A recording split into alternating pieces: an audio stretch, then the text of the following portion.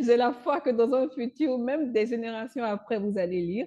Et moi, ça m'a fait truc. Souvent, je me dis, il fut une période où j'arrivais à lire tous les jours, mais après, rapidement, on change de routine. Après, je peux me mettre une semaine pour rattraper. Mais quand il a donné quand il a fait ce commentaire, je fais, de cet esprit en train de parler. Finalement, j'ai opté pour quelque chose de plus simple. C'est-à-dire, après mon moment de prière, au lieu de lire, j'ai opté pour l'audio. Je dis, au moins, ça va me permettre de rester en contact avec le Ça texte. c'est une très belle astuce. Waouh. Voilà. Donc, Avant de après ma commencer à prière, écouter la musique, l'adoration. voilà. Exactement. Ok.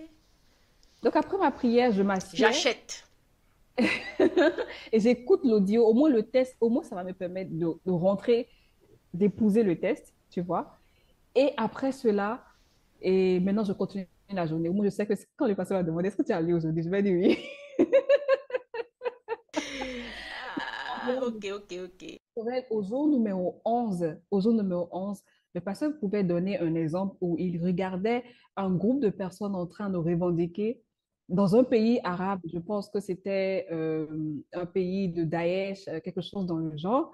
Et puis, en même temps, il a vu des personnes en train de se manifester pour le sort des Yézidis au jour numéro 11, qui a subi un génocide, Daesh en Irak. Mais quand il a vu ça, il n'a pas dit, ah, cela, toujours la guerre, cela, toujours c'est. Non, il a fait, mais en même temps, son cœur de compassion s'est manifesté.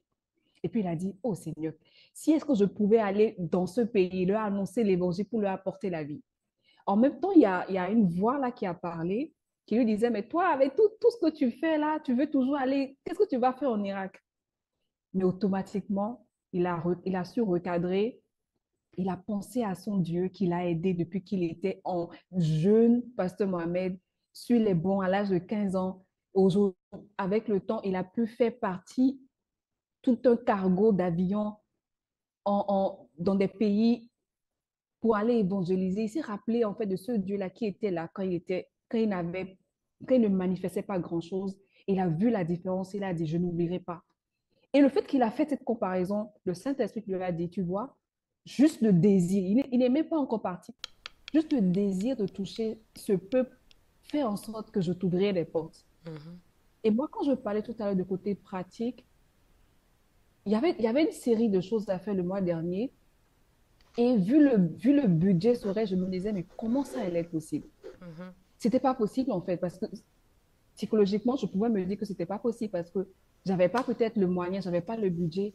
Mais tu sais ce qui se passait sur elle, je réalisais que chaque fois que, même ne sachant pas quoi faire, chaque fois que je prends une décision et que je dis, allez les gars, on fait ci, il y a une porte qui s'ouvre.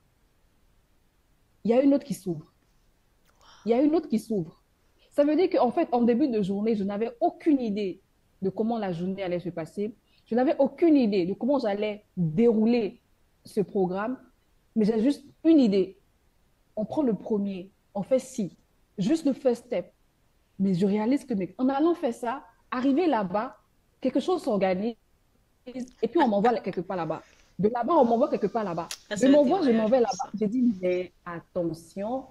C'est là que j'ai compris quand le pasteur nous dit, en fait, le Seigneur n'attend que nous. Il attend simplement qu'on commence, en fait. Il attend simplement qu'on voit il attend qu'on arrive à voir le besoin et qu'on se mette en action.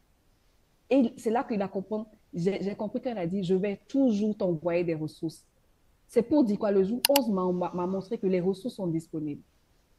C'est à moi de vouloir, c'est à moi de penser, c'est à moi de m'engager.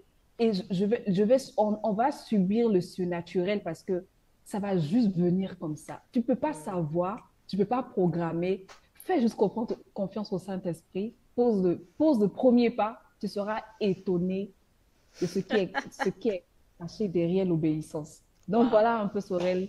Moi, j'ai tout dit, hein. Je peux m'arrêter là.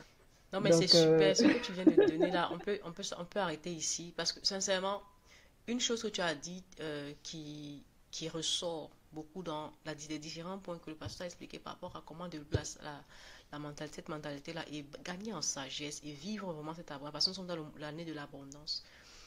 C'est, tu vois, tu reconnais que tu as des faiblesses. Et à partir de cela, tu t'organises et Dieu envoie l'abondance.